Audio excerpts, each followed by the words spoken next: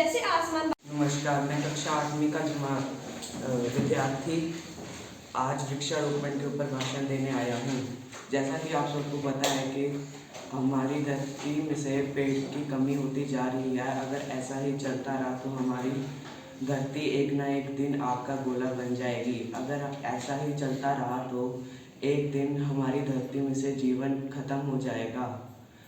मैं आप सबसे ये बेनती करना चाहता हूँ कि आप ज़्यादा से ज़्यादा एक पेड़ लगा सकें ताकि हमारी धरती सुरक्षित रहे। धन्यवाद। मैं सहज 8वीं क्लास का छात्र। मैं यहाँ पे अपने प्रिय खेल कराटे के बारे में आपको कुछ बताना चाहता हूँ। यह मेरा प्रिय खेल है और इससे हम खुद की और दूसरों की रक्षा कर सकते हैं। जैसे कि अगर हमारे पे कोई हमला करता है तो ऐसी परिस्थिति में हम उससे बच सकते हैं। हमें पढ़ाई के साथ साथ खेलों में भी भाग लेना चाहिए। धन्यवाद। सुप्रभात, मैं 8वीं क्लास का छात्र सहज। आज मैं यहाँ पे अपने प्रिय खेल के बारे में आपको कुछ बताना चाहता हूँ। मेरा प्रिय खेल कराटे है, जिससे हम दूसरों की और अपनी खुद की रक्षा कर सकते हैं। ये खेल बहुत अच्छा खेल है।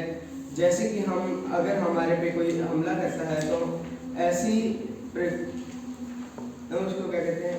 सुप्रभात, मैं 8वीं कक्षा का छात्र दिव्यांश हूँ। आज मैं आपको भंगड़े के ऊपर कुछ पंक्तियाँ सुनाना चाहता हूँ। भंगड़ा हमारे पंजाब की आन बान शान है। इससे हमें बहुत कुछ सीखने को मिलता है। भंगड़े के कारण हम चुस्त दुरुस्त रहते हैं। मैं आप सभी को विनती करना चाहता हूँ कि पढ़ाई के साथ साथ हमें ऐसी गतिविधियाँ भी करनी चाहिए। भंगड़े में कुल मिलाकर 32 स्टेप होते हैं। ऐसा कुछ सीखने के लिए हमें ज़्यादा से ज़्यादा 6 महीने लग जाते हैं। धन्यवाद। सुप्रभात, मेरा नाम करिश्मा है और मैं कक्षा 8वीं की छात्रा हूँ। आज मैं आपके सामने नारीवाद पर भाषण देने जा रही हूँ। फेमिनिज्म एक ऐसा शब्द जिससे कई लोग नफरत करते हैं। इस खूबसूरत ध्वनि का समान अर्थ समानता है और समानता समान अधिकारों के साथ आती है। नारीवाद का अर्थ यह नहीं कि महिलाएं लाइन में पहले खड़ा होना चाहती हैं या लेडीज फर्स्ट कहलाना चाहती हैं। नारीवाद का अर्थ है जिंदगी के हर क्षेत्र में समान व्यवहार किया जाना। एक पुरुष भी नारीवादी हो सकता है। बेटी के लिए पिता, बहन के लिए भाई और पत्नी के लिए पति। एक ऐसा व्यक्ति जो लिंग की परवाह किए बिना जीवन के अधिकारों के लिए लड़े। धन्यवाद। सुप्रभात, मैं एंजल कक्षा 8वीं की छात्रा आपके समक्ष एक भाषण देने जा रही हूँ जिसका विषय भ्रष्टाचार है। भ्रष्टाचार एक दीमक के समान है जो कि हमारे देश को खोखला किए जा रहा है। यह दीमक को खत्म करने की ज़रूरत है। ये सबसे ज़्यादा सरकारी विभागों में है। सरकारी कर्मचारी दूसरों का काम करने के लिए रिश्वत लेते हैं। इस आधुनिक युग में लोगों के पास समय ही नहीं है। इस समय के कारण लोग अपना काम कराने के लिए सरकारी कर्मचारियों को रिश्वत देते हैं। इस भ्रष्टाचार के कारण बहुत सारी समस्याएं उत्पन्न हो रही है, जैसे कि बेरोजगारी के कारण हमारे देश के नौजवानों को रोजगार नहीं मिल पा रहा है। भ्रष्टाचार हमारे देश के विकास में सबसे बड़ी रुकावट है। इसको रोकने की ज़रूरत है। शुक्रिया। सुप्रभात, मेरा नाम पलक है। मैं 8वीं कक्षा की विद्यार्थी हूँ। आज मैं आपके समक्ष मित्रता पर भाषण देने जा रही हूँ।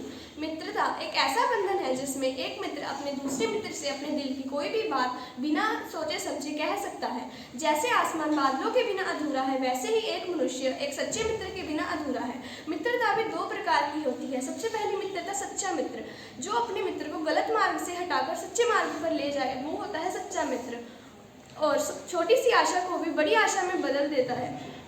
दूसरा होता है बुरा मित्र, जो एक मित्र को अपने ही काम के लिए इस्तेमाल कर बाद में छोड़ देता है और अच्छे मार्ग से हटाकर बुरे मार्ग की ओर ले जाता है। धन्यवाद। सुप्रभात, मेरा नाम भूमिका है। मैं 8वीं कक्षा की छात्र हूँ। आज मैं आपके सामने बढ़ रही दुर्घटनाओं के बारे में बताना जा रही हूँ। तो आजकल मौसम के कारण बहुत सारी दुर्घटनाएं बढ़ रही हैं, जैसे कि अभी धुंध के कारण बहुत सारे एक्सीडेंट्स भी हो रहे हैं।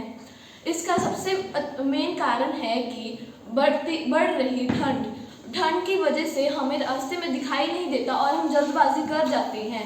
इससे सामने वाले का भी नुकसान होता है और हमारा भी नुकसान होता है। इसका दूसरा कारण है कि नशा भारत में बहुत तेज़ी से बढ़ रहा है। इसका मार्केट करीबन 2000 करोड़ का है। धन्यवाद।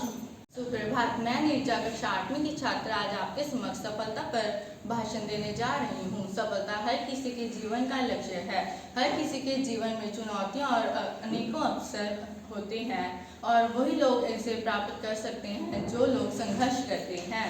मेहनत के बिना कोई भी सफलता को नहीं हासिल कर सकता। जिंदगी जीने का सही तरीका सफलता को नहीं, सिर्फ अपनी मेहनत को भी करना है। जिंदगी जीना उन्हीं लोगों को आता है जिन्होंने हर जगह धक्का खाया हो, तपती धूप में अपने आप को तपाया हो, और वही लोग जीवन में सफल प्राप्त कर सकते हैं और वही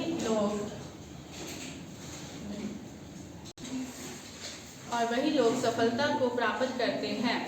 धन्यवाद।